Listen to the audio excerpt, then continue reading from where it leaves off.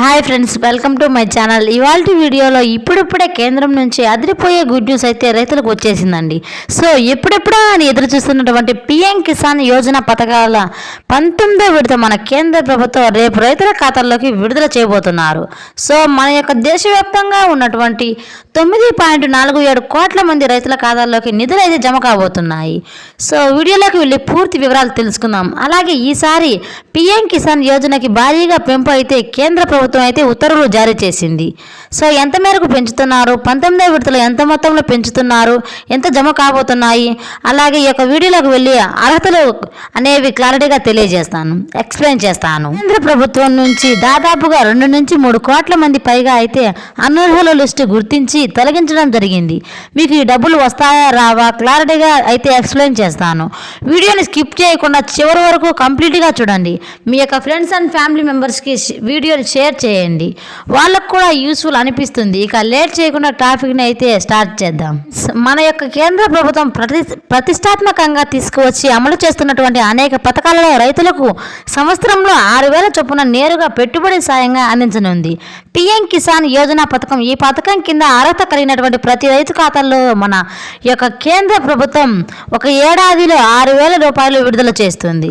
ఇందులో ఒక విడతలో 2,000 రూపాయలు, మరో విడతలో 2,000 రూపాయలు చొప్పున దాదాపుగా 3 విడతల్లో భాగంగా కేంద్ర ప్రభుత్వం నేరుగా ఒక ఏడాదిలో పెట్టుబడి సాయం కింద 6,000 రూపాయల లబ్ధిని చేకూరుస్తుంది.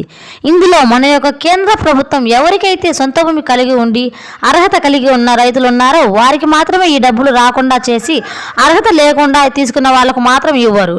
అర్హత ఉండి 5 ఎకరాల కన్నా తక్కువ ఉండటం వల్ల అయితే ఈ యొక్క కేంద్ర ప్రభుత్వం అయితే ఈ పథకానికి 2019లో ప్రారంభించినటువంటి స్కీమ్ ద్వారా ఇప్పటి వరకు మన యొక్క కేంద్ర ప్రభుత్వం 18వ విడతల డబ్బులను అయితే రైతుల ఖాతాల్లోకి జమ చేయడం జరుగుతుంది.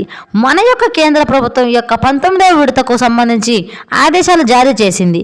సో ఈ యొక్క 2024 దాటి 25 వచ్చేసింది కాబట్టి ఈ సంవత్సరంలో మనకు 2 విడతల డబ్బులు అయితే కేంద్ర ప్రభుత్వం విడుదల చేస్తుంది.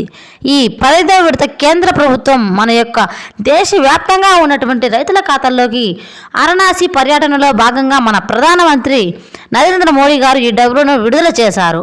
మహారాష్ట్రలోని రీసెంట్గా దీపావళి కానుకగా కేంద్ర ప్రభుత్వం పిఎం కిసాన్ సమానిధి 18వ విడత డబ్బులు అయితే విడుదల చేయడం జరిగింది. తాజాగా ఈ రోజు నుంచి సంక్రాంతి లోపు రైతుల ఖాతాల్లోకి ఈ పిఎం కిసాన్ 19వ విడుదల చేయాలని చెప్పి కేంద్ర ప్రభుత్వం భావిస్తూ ఉత్తర్వులు జారీ చేసింది.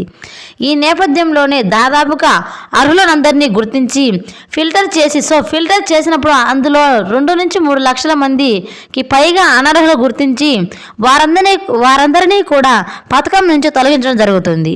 సో మొత్తంగా చూసుకుంటే ప్రధానమంత్రి ఈ 3 పాయింట్ సమానిధి కింద అర్హత కలిగినటువంటి ప్రతి ఒక్క రైతుకు కూడా మనకు న్యూ ఇయర్ లేదా సంక్రాంతిలోగా ఒక్కో రైతుకు కూడా రైతుల ఖాతాల్లోకి 4,000 రూపాయలు చొప్పున విడుదల చేయాలని చెప్పి ఎందుకని 4,000 రూపాయలు మనకు పడతాయని చెప్పడం జరిగింది.